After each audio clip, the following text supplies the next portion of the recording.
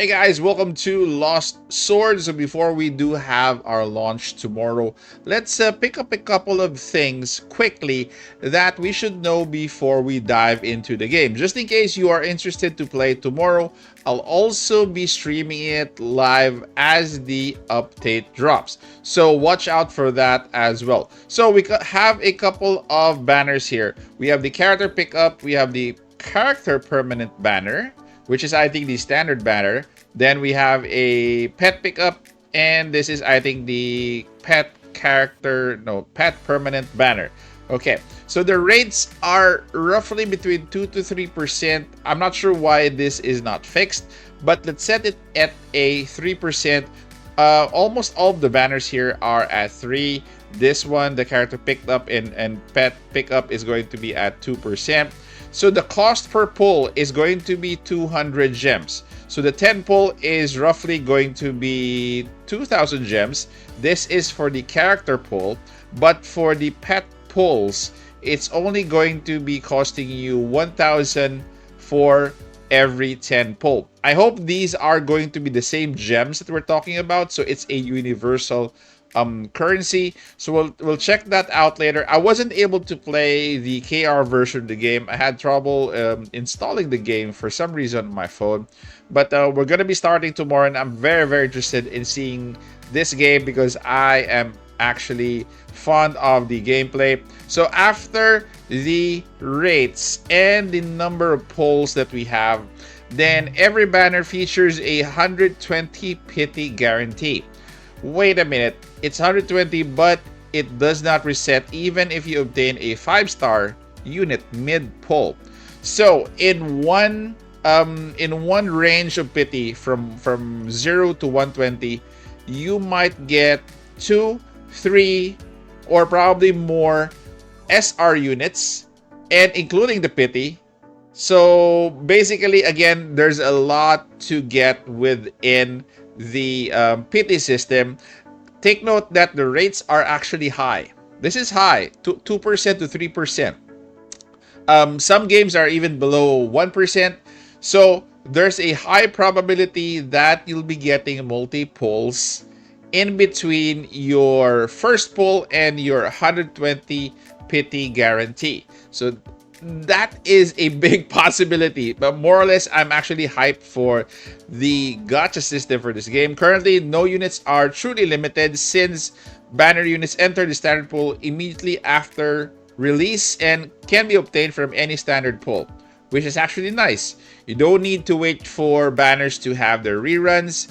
So including 10 pull tickets and 5-star random tickets. So basically, they're all in there after their release. They are simultaneously added to the selector tickets and the standard roster, and that is a good sign that we're going to have a good gacha system. So for your basic team composition, allows you to use up to 5 characters in a team. It's a formation type, and there are formation bonuses. There is also a class and archetype strategy into your formation as well. So careful on how you position your characters, and character grades with 5 stars, 4 stars, and 3 stars. So level max differs. I kind of feel that this game, in terms of the mechanic, is similar to Silver and Blood. For those who are playing Silver and Blood and are, following my channel, it feels familiar. In terms of the rates are kind of similar. I'm not saying it's all similar.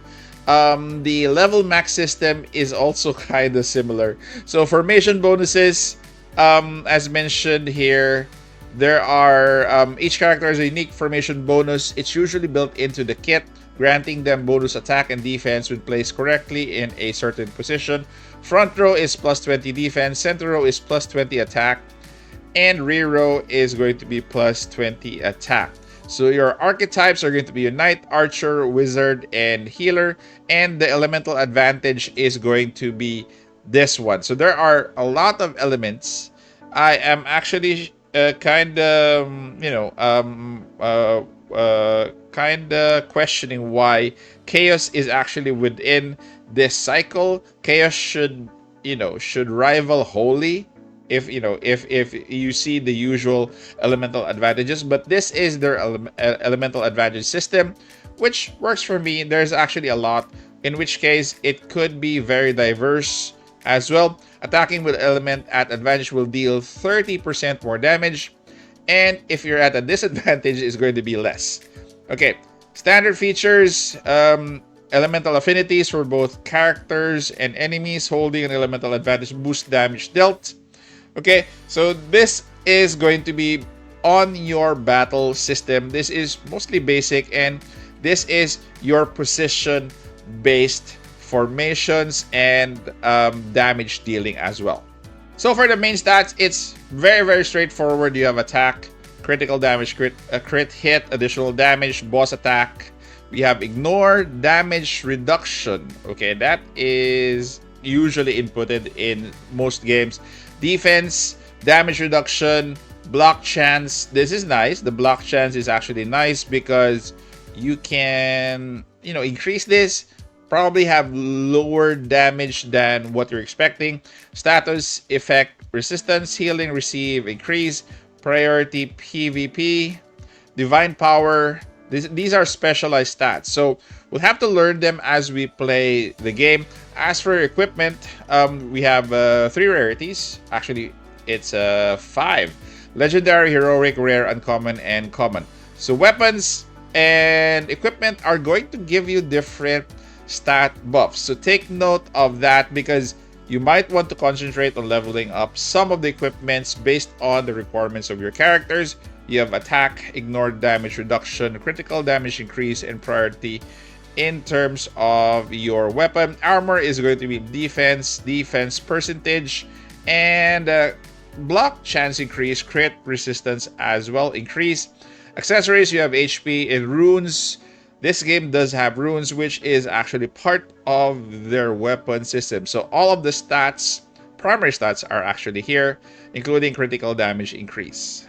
So lastly, in terms of Transcendence and Awakening, so character duplicates serve as a crucial role beyond acquisition. Transcendence is used duplicates to transcend a character. Each Transcendence level boosts their stats, mostly attack, HP, and defense, crucially reaching Transcendence 3.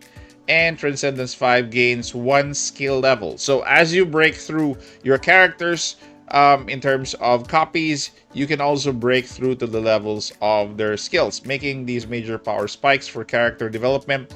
So Awakening requires 2 duplicates and provides a flat stat increase on attack, HP, and defense.